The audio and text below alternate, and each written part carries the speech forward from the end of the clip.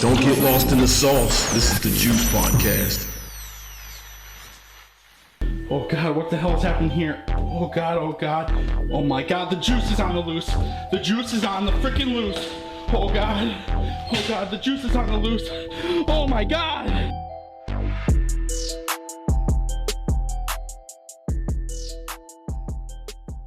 Hello, party people. Very, very special guest in the Juice Podcast today. We're going to talk sports. We're going to get right into it. This guy is comedian out of Raleigh, North Carolina, Harrison Friedman. How you doing, man?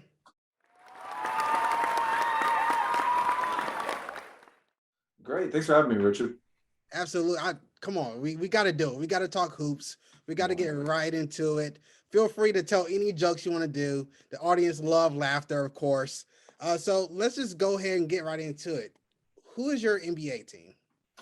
Well, my dad grew up, or both my family is from Boston. So I grew up a Celtics fan, like, I guess, from when I was like, a young kid till 12 and then 13. And then I was like, I got to be a Hornets fan. Because then I go to Bobcats games, if I ever got good grades, I got to see like Stephon Jackson score 10 points. And that was like, oh man, this is basketball. Like I got so excited to just watch the Charlotte Bobcats be coached by Larry Brown and do mediocre, Yeah, and I mean, you had Gerald Wallace. I mean, Raymond Felton. Oh yeah, that was Emeka Okafor. Oh, yeah, I mean the Bobcats. Come on, that was team for a minute. Wasn't bad to watch. I remember who else they had. They had like a really DJ Augustine. They lost. They downgraded so bad after that year. They got the 8th seed like 1 year, they fired Larry Brown, and they just like, all right, we're gonna draft DJ Augustine, and I don't know who else they got that was like really. Those were some bad seasons. I remember watching Kemba Walker as a rookie just eat it. I must say, I'm happy that you went back. You all went back to the Hornets name, though. Yeah, the Bobcats did not fit. It's cursed. I think it's something that it's like saying like Rumpelstiltskin or like it's like Beetlejuice. Like we don't mention Bobcats in a public setting. Like maybe that's what the Panthers have to do. We have to like change our name and like maybe we'll make like 3 or 4 more playoff appearances. Well, I must say the Hornets this year do look pretty good, right? LaMelo Ball, hello, the guy's a star. The guy is an absolutely star. You're forgetting about Miles too, who's going to win Most Improved. Yeah, what is he? 24 points per game right now? Mm-hmm. Like his point per average is like skyrocketed. Where do you see the Hornets finishing this season? I know right now. Honestly, I see the Hornets finishing 7th or 8th. Okay. I don't see these overtime wins or these overtime losses. I think there needs to be a better defensive presence down low. Okay. That's what I think that I've really like watched. Like I haven't watched any. Plumlee's okay for catching lobs, but like he can't create his own offense. Like guys like Nick Richards or like, I don't know, Vernon Carey, or there's even guys in the G League right now, like JT Thor, that are like getting like 33 points a game. He's amazing. I went to the first Greensboro Storm game this season, the 5-year anniversary, and JT Thor, let me tell you what, that kid is special. It's impressive to watch someone like that so dynamic. And here's the thing, there's an evolution of a big man. I feel like I've seen it. For instance, there's a guy that's on the D-League team that played on my high school team with me. Really? Yeah, his name is Jay Huff. You can look him up. He's 7 feet tall and like maybe 230, maybe.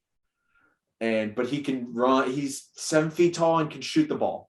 He's what Kristaps Porzingis should be, but has good enough footwork to be a scoring threat when you're 7 feet tall. And you're not going to get a Kevin Durant. You're not going to get, you might get a JT Thor every other draft, but it's rare. It's not like it's rare. It's rare that you have someone that graceful and that tall have that clean of a jump shot. It's a rare that there's so many guys like Steven Adams and Jonas Valanciunas that are just, I can do a jump hook and catch a lob. And that's what gets me through $1 million a year. How do you fix the Lakers? If I'm the Lakers, man, you got to get those young guys in. I feel like you got to call some people up in the G League. They made a big mistake letting go of Alex Caruso. Thank you. Yes, Someone agrees with me? Okay. This is why absolutely. okay. Yeah, I'm I glad agree. I'm not crazy. I watched something today on JJ Redick's podcast about that. About like, yeah, that they had enough cap space to take me. And he was so worried that he wasn't gonna get a job. We've all seen him like have he's an explosive athlete and he's like a 6'5" balding white guy. Of course, fan bases are gonna take that. That guy's easily worth like 10 mil in Minnesota.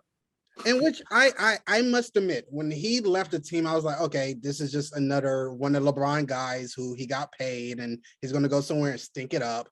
But this guy's a spark plug. Like he brings the energy that, and he's working with Chicago Bulls now. I don't know how he's going to look when Kobe White comes back, and he some time gets taken away. But I mean, the guy looks good. The guy looks good. He's great on transition. That's like a Chicago team. That's a run and gun team. And when you're with the Lakers, you're like, all right, we're going to give it to Carmelo in the post and make sure there's spacing so no one tries to steal the ball from him.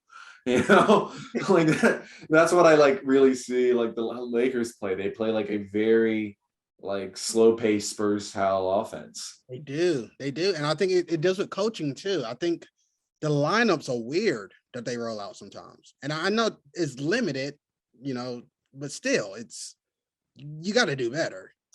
Yeah, I think this might be the end of LeBron. That sounds like so like and I grew up I'm not saying that. All right. In all seriousness, where do you see the Lakers placing in they were in the playing game, just to remember that. And Anthony Davis, this is what Anthony Davis has to be 20-10 every night. He has to 20-10. Like there can be no if the Lakers LeBron is healthy, he has to be 20-10 every night. 20-10. Anthony Davis. If LeBron's healthy. If LeBron's healthy, on he's on the floor. He's a distributor at this point in his career. I don't see him as the number one scorer on that team. I know that's crazy to sound. AD's a way better scorer. The guy is LeBron's a great defender. I'm not taking that away from him. I don't know because I feel like LeBron's scoring honestly gotten better. He's developed that 3-point shot that he didn't have. I think it's more consistent. I think he still has that driving ability. I think Russell Westbrook is enough of a distraction still. I agree. Anthony Davis does have to be that guy. He's the best scorer on the team. You can't deny that, dude. Yeah. Without a doubt. Yeah, I think that team, if it's healthy, everyone's healthy. There's no injuries. And this is a perfect world. They're a 6 seed. 6 seed. They're a 6 So seed. who you got coming out the West? Because right now you got the Warriors who are 9-1. I mean, Stephen Curry just dropped 50 points. The guy looks amazing. Dallas is I love their bench. I honestly think I have to attribute a lot to the bench as well. You have Otto Porter Jr., who I thought was nothing for a very long time, and I think he's just in a better system. And I was like Kelly Oubre. We have Klay Thompson healthy. That helps. I want to see James Wiseman's potential more unlocked, but this is a team that I think is a sleeper. And this quote me on this or not, or we'll look back at this and we'll be like, oh, Harrison was right. This is a psychic prediction. I think the Utah Jazz can make it to the finals if healthy and if Rudy Gobert, because if Rudy Gobert is worth the money and he's a 3-time defensive player, we've all been saying, if he learns how to guard the perimeter. You have Eric Pascal, which is honestly a great wing. You have Donovan Mitchell, who's a pretty good facilitator. You have great 3-point shooters. Fundamentally, this looks right. It looks like Utah Jazz. I think Rudy Gobert can guard Anthony Davis. Not well, but he can guard him, All right, so it is Wednesday, November 10th. You heard it here a lot, and you're going on the record right here that you're saying the Utah Jazz. Yeah, I know, it's risky. I know. And I'm not a Mormon, This is coming from someone with no influence, just purely basketball knowledge and wisdom. I don't see it. You don't see it. Who do you see coming out the West then? I like the Suns. Obviously, LeBron is still LeBron, so the Lakers. I don't like Ayton. Ayton's not worth it. I'm sorry. Ayton's a trash big man. No, it's not. But you're saying Rudy Gobert is? I would take Rudy Gobert over DeAndre Ayton. Here's why. No. Defense doesn't make when they get Ayton in the line, when they actually feed him the ball. The Suns are a different dynamic team. Come playoff time, when they was feeding him, they was winning. They looked good. When you don't feed them, when you don't get them involved, when Chris Paul and Devin Booker just want to take these mid-range shots and kind of ISO Ayton out of the picture. But when Ayton is involved, the impact. Here's what I'm saying. If you have Rudy Gobert on the floor instead of DeAndre Ayton, that's going to 7 games. That's all I'm saying. That's all I'm saying. Yes, it's going to 7 games. It is. Rudy is nowhere near Giannis has scorer. some drop steps. He's used to quick feet in the post. He's not used to a jump shooter. Yeah, and Giannis had to distribute, and obviously that was a better team that way.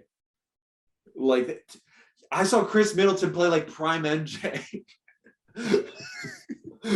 Hey, and I was like, what's going on? I thought the Suns should win. I did when I saw the finals. I was like, this obviously looks like I would have bet on the Suns, but I don't gamble. But I would have if I gambled. I would have put it on the Suns. But then I saw Giannis come back from that knee bend, and I was like, all right, I guess we're just rooting for this like first generation Greek immigrant to win it all, and that was it. So when you say you have, because I'm still stuck on this. Okay. Utah, the Jazz, Salt Lake City. I think I'm picking the Jazz. This sounds crazy because here's the thing: the Nuggets were originally my team. I loved what Jokic did. I loved his. But here's the thing: with Murray out, they're done. And Porter's ego, they're done. If Porter was fine with just being a role player and learned how to play defense, they would be so much better. If they didn't let go of Torrey Craig, so much better. Or even Jeremy Grant, who signed a max with Detroit, who's fine with being in the bottom of the East. Grant is a baller, though. That kid is good. Jeremy Grant? Yeah, he's good. He's good. It's just... I hate that he went to Detroit. He wanted to get that bag instead of re-signing. He got the bag. So, all right, can I get your top 3 Western teams? Top 3 West teams. So obviously you got the Jazz, Warriors, and this is gonna sound crazy, but you hear me out here. Portland. What? Portland. Here's how why. Dame is playing? He might have to pick it up, or then if he goes to if they make like during mid-season better trade deadlines, maybe there would be something that would happen. But I don't know who else. Like as a great I'm just a Dame fan. Maybe that's it. Maybe I am just too much of a fan of what Dame has done in the playoffs. Like I would be really upset if I saw Damian Lillard leave the playoffs. I think that's why they were my 3. Who else would you have? My first 2 are right. You can't deny that. Yeah, they'll be in a mix for sure. Yeah. I feel like Clippers, Paul George is on another level. Dallas. All right. Yeah, you're right. With Kawhi healthy, because that's the thing. I didn't see a healthy Kawhi Leonard. And I like the Mavs, but KP's nowhere to be found. I love Tim Hardaway Jr. He's good. I think they have Michael Finney-Smith. I think they have really good wings, really good things to complement Luka. But what would you have? Would you have Dallas over Portland? What do you think? I think I would. I would. Dallas over Portland? Okay. I'll take that. Portland lost too much. Even though Carmelo Anthony is not Carmelo Anthony of the same, he was still a leader of that locker room. Like, he still helped pick up the pace. And then when they traded Gary Trent Jr. to trade that line for Norman Powell, for whatever reason, I thought that was a horrible trade. I don't think they're getting anything good in the draft, but just seeing how Dame plays as a one-man army, and you have Nurkic, and I have him on my fantasy team, and he's easily a 20-10 guy on in a home game. If I'm Portland, I'm flipping CJ McCollum. I'm going ahead and flipping him. I'm trying to get Jaylen Brown. I'm trying to get somebody who can complement. I know this sounds ridiculous, Simmons even, because their defense is just so bad. Their defense is so bad to watch, but then you have if someone Nurkic sets him a pick, he can just go behind the back, step back a 3. And that's obviously not the basketball I was growing up to watch, but I enjoy it because he looks like Kyrie Irving in the West. But I want to play this game with you. So this is like an icebreaker game. Okay. So it's an icebreaker challenge. I'm gonna give you 2 players and you tell me who you pick. All right. First 2, Allen Iverson or Dwayne Wade. AI. Okay. Easy. AI. So easy. Steve Nash, Chris Paul. Who else in Chris Paul? Steve Nash or Chris Paul? You know, I remember watching that series with him in Memphis, CP in Memphis. That I think because you're talking to 23-year-old. You're talking. I haven't seen what Steve Nash has done most of the time. He was an MVP in 1996. I will say that during like Jordan's arguably prime era, at the comeback tour. But I think I'm gonna have to go CP. But I don't know if I can still say CP because of that finals loss, man, in 6 games. Even if he took it to 7, I'd still take it. I think I might take Nash. Is that weird to say? No, I don't. I think it's debatable. This is a hard question, man. This is. Hey, I'll try. I know, dude. You really came with your hot stuff here. I'm gonna say Chris Paul because he's North Carolina. I'm gonna just for me, Chris Paul. I would rather have Chris Paul. I'd rather have prime Chris Paul than prime Steve Nash. That's fair. For the athleticism, I will say that he was a much more athletic point guard. He was a great defender. Steve Nash was such a liability on defense. True. So I think all around, traditionally, he's the best point guard. He can also hit the 3. He's also great in the pick and roll. Steve Nash was also great, but again, can hit the mid-range, can dunk on a center. That's fair. Yeah. You know what? I will take over both of them. I would take Tony Parker over both of them. Okay, you lost me. Yeah, I've lost you. No. So you went, all right. So first you say Utah's winning it, and now you're saying Tony Parker. Not better than Steve Nash or Chris Paul. He has 3 rings. He played with Tim Duncan, arguably the greatest power forward of all time, with the greatest head coach, arguably, of all time, in Greg Pop. All right. I think I'm raising a little feathers here. It's just really, fun. All fun. Really, all fun. Okay, because this is the thing about maybe I just loved watching the Spurs that much, and I loved what man. I love what that I remember vaguely, but I remember like asking Kyrie Irving this at a basketball camp: "Who's the toughest point guard to guard? Who's the toughest dude to guard?" And he said Tony Parker, and I believe him. 100%. He didn't say Chris Paul. He didn't say any of the. He said Tony Parker. He had one season where he was almost an MVP, I thought. I mean, Tony Parker had a really good career. Don't get me wrong. All right. I will say I just don't know if he's on. Chris Paul. I'll take Chris Paul. I'll just go to the next question. I'm taking Chris Paul. I'll be quiet before I get like hate, before I get DM. I like Suns fans. Next question for you. All right. Who are you taking as a better scorer of time? Prime. I'm talking straight prime as strictly offense. Straight prime. All right. James Harden, Curry, KD, or Carmelo Anthony? KD. Pick one. KD easily?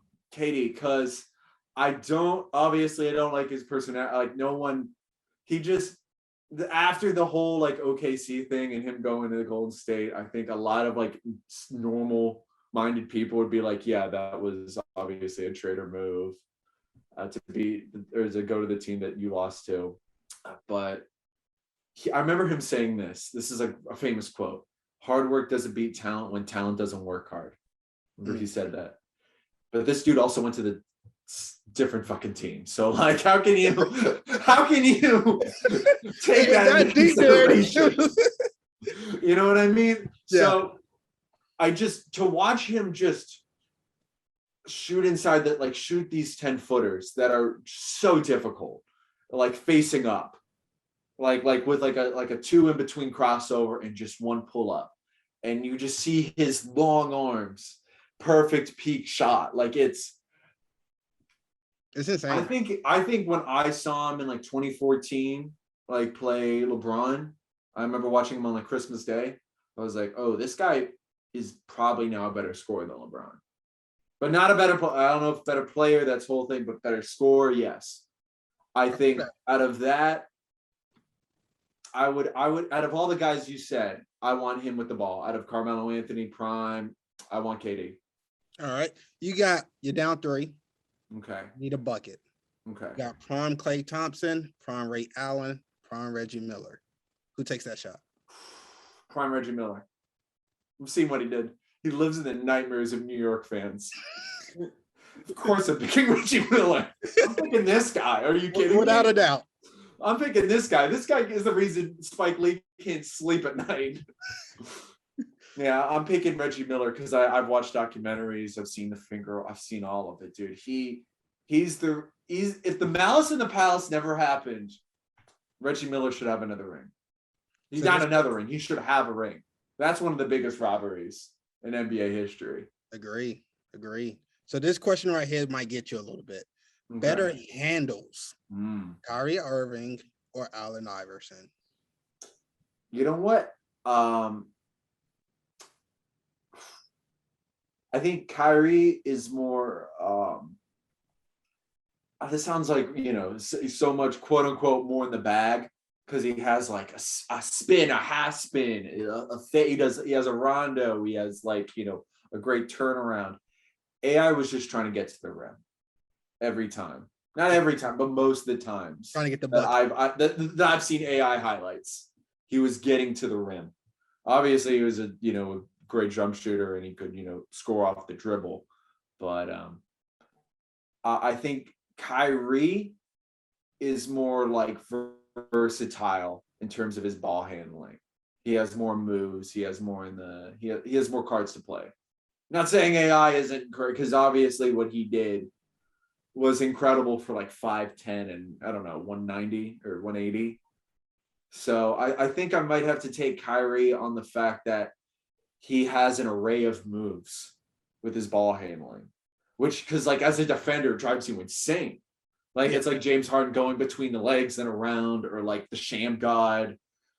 Sham God, oh my! Dude, I saw a LeBron Odom clip of him doing a Sham God at some open gym.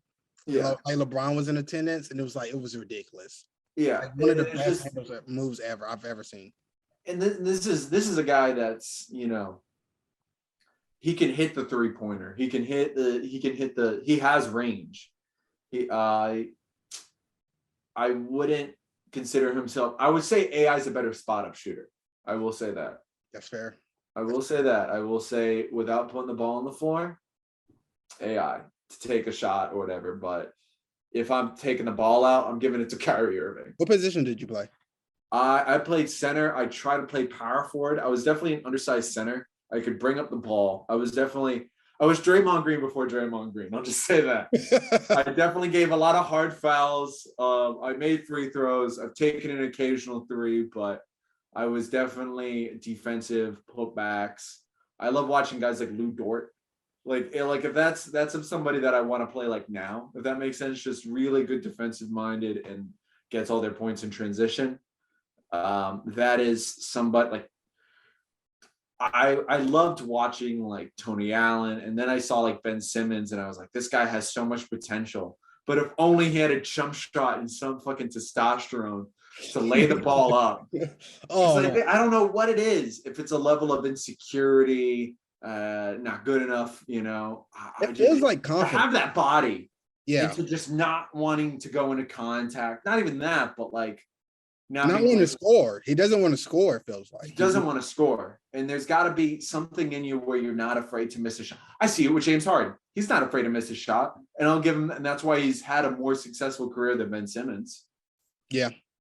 It's like a Luka. Like Luka he's not scared to miss a shot. Yeah. He doesn't also have any. I mean, he has Michael Finn. Like he sets people up. And he's got a 7'4" center. So like I think there's some advantages on that team. And I think I'm going to go back. I'm going to pick, the Warriors, Jazz, and Mavs.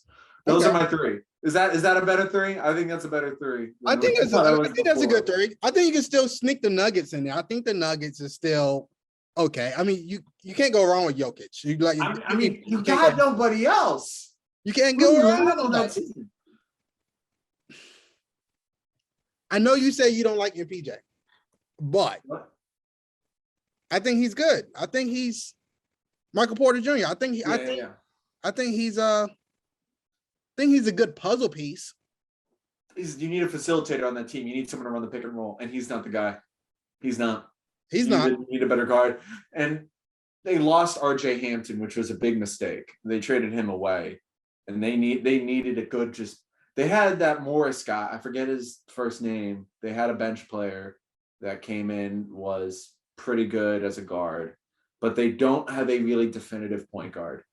And I think Chris Paul should have not signed the max. I think he should have went to Denver and won a ring with Nikola Jokic. That would have been pretty good. Think of that pick and roll situation. Because you have a guy big enough and quick enough to, but I don't think you could. Now, you know what? He can catch it over the top. He's not fat anymore. I don't see why the Nuggets haven't traded for Ben Simmons yet. That would be that would be better. See, that would be better. You have a decent enough ball handler. Like that. That's where it would make sense. It only makes sense for him to go out west at this point. Yeah, I don't see an East team that works. You can't put him in the East. I don't think it'll work. You have there's so many better backcourts in the East than there are in the West. By far. Yeah. So, and I think I'm more invested in watching Eastern Conference basketball than I am watching West Coast stuff because it's the sub-slater. I mean, I don't want to see LeBron at 10:30. I'm sorry. I hate it. East Coast get the worst game. That's one of the worst things about living on the East Coast is having to wait for sports games. It's absolutely dreadful. Mm-hmm. So I'm just trying to think what I would take in my top 3 in the East, and then I can go to your next question. The top 3 I would take in the East. This is in a perfect world. This is, I'm taking the Bulls just to be realistic. Second, I'm taking the Heat. And third, and this is a prayer to God. I'm a very religious man. I'm putting the Charlotte Hornets. Oh, here we go. Podcast with the Hornets. If everyone's healthy, and Mason Plumlee can score more than 10 points a game, then we're the third spot. Let me get this clear. No acknowledgement of the Brooklyn Nets, no 76ers. Okay. All right, the Hawks. I would take the Hawks. And the Hawks. Yes. I won't be delusional on your podcast. Oh, my goodness. I would take the Hawks. Are you kidding? I love the Hawks. I really do. The Hawks they're all right, but they're not better than Brooklyn, Philly, or Milwaukee. All right. Because this is going to sound crazy, but, I saw Embiid, limp his way to the playoffs. We all did, right? Yeah. Do you think, because I do give a lot of credit to John Collins and Clint Capella. I think they're a great front court. Front court. And you have guys like Kevin Huerter, Bogdanovich. I don't know if Delino is signed again. Cam Reddish is coming too. They have, and you have Okongwu. I think that's his name. Okongwu, out of USC. I think that is much more like terrifying in terms of bench depth in the East because the Hornets can't match up with that. Are you kidding me? Like, I don't know, not the Hornets, but like the Celtics. I'm just thinking of so many teams that have that problem. Yeah. That like they have such bad front courts. Like guys who have no footwork or can't catch a lob, and you have Trae Young who has a great floater, he's almost Steph Curry out of the. I mean, that's not even say he is. I would not even say baby Steph Curry. I would say like infant Steph Curry, not even infant, like eight months in the womb Steph Curry. You know what he is? Yeah, he's like the first evolution of a Pokemon. If Steph Curry is like the third evolution, he's like the Bulbasaur. That's good. Of Steph Curry's. But yeah, I would take the Hawks just because I loved what they did in the playoffs. It's really easy to piss off New York fans, but I liked how they just tore apart New York's defense. Yeah. They really did. And plus you have defensively, they're great too. Defensively, they're not terrible, and Collins has an outside shot, and that's a lot for a power forward. Yeah, Collins is that hybrid. He's that hybrid power forward who could stretch the floor. And that's what you need, and that's why I picked them over Philly. Is that crazy to say? I don't know over Brooklyn. Let's say if Brooklyn had all their guy, and we're living in a fantasy. We're delusional, Richard. This is where her delusion comes out. Where if Kyrie Irving gets the vaccine and James Harden stops going to strip clubs and eating honey buns, and KD stops tweeting, then that team's undefeated. Let's just say Nick Claxton is 20-10.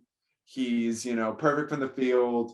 And James Harden gets to take 10 free throws a game.